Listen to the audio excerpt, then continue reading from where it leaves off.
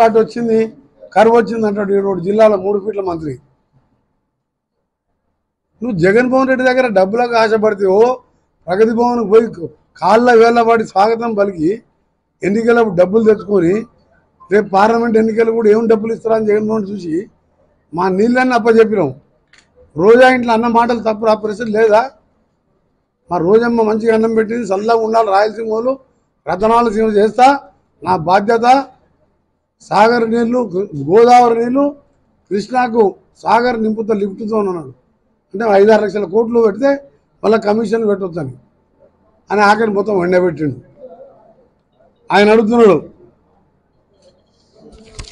ఆయనకి నేను ఏదో మాట్లాడితే ఎక్కువ ఆయన స్టేట్మెంట్ ఇంటెలిజెన్స్ కానీ అయిపోయిన పార్టీ గురించి ఏం మాట్లాడదాం?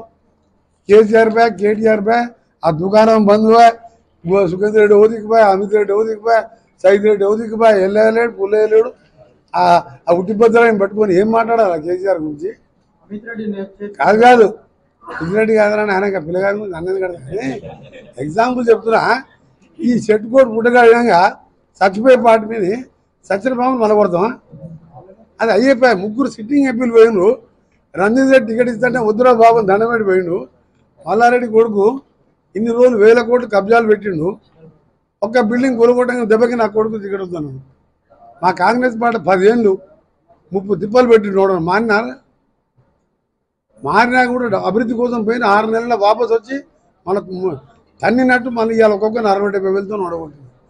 అందుకనే కేసీఆర్ ఒకటే చెప్తున్నా, ఇవాళ 92% మంది రైతులకే రైతు బంధు ఇష్టం. నీకు ఎప్పుడైనా ఉచితంగా బస్సు ఎక్కియాలని ఐడియా వచ్చిందా? ఇవాళ 5 లక్షలు పెట్టి సంవత్సరానికి 4.5 లక్షల ఇల్లు కట్టబోతున్నాం 20,000 కోట్లతోని. నిన్న క్యాబినెట్లో మాట్లాడుకున్నాం. 20,000 కోట్లు మహిళా సంఘానికి, ప్రతి సంఘానికి ₹1,00,00,000 రేపటికెళ్ళి స్టార్ట్ చేస్తున్నాం. ఈ 15 రోజులల్లో గతంలో 5 కోట్లు కూడా ఇచ్చినాం. అట్లా 5 ఏళ్లలో 1,00,000 కోట్లు, 20,000 లెక్క 1,00,000 కోట్లు ఇచ్చి మహిళల్ని లక్షాధికారులు కోటీశ్వరులు చేయాలనే ఆలోచన నీ ముఖానికి ఎప్పుడైనా ఆలోచన వచ్చిందా? ఒక ఇందిరమ్మలు ఇల్లు కట్టాలని ఆలోచన వచ్చిందా? టౌన్ దగ్గర కూడా టౌన్లో సొంత ప్లాట్ ఉన్న వాళ్ళకి ఇల్లు ఇస్తున్నారు. రేపటికెళ్ళి ఒక 50 ఎకరాల ప్లేస్ ఉంది, అక్కడ కూడా ఇల్లు కట్టిస్తున్నా.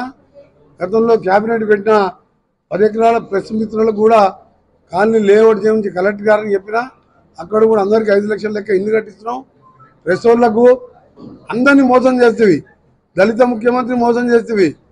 ఆఖరి ప్రెస్ వాళ్ళకి ఏమైనా ఔటర్ రింగ్ రోడ్లు 5,000 ఇల్లు కట్టిస్తా, అందరి రాష్ట్రంలో అందరికి ఇస్తాన్నాడు. వరంగల్ పోయినప్పుడు ఏమన్నాడు? ఫంక్షన్ హాల్లో మీటింగ్ పెట్టి అసలు ఐమాక్స్ థియేటర్లు, ఆడిటోరియాలు, అందరు కెమెరామెన్లకు ఇల్లు కట్టిస్తే కోటీశ్వరుడు కూడా వచ్చి ప్రెస్ వాళ్ళు ఇళ్ళలో ఉండాలని అనుకోవాలంట. ఒక్క ఇల్లైనా కట్టిండా? అసలు ఇల్లు వదిలిపెట్టు.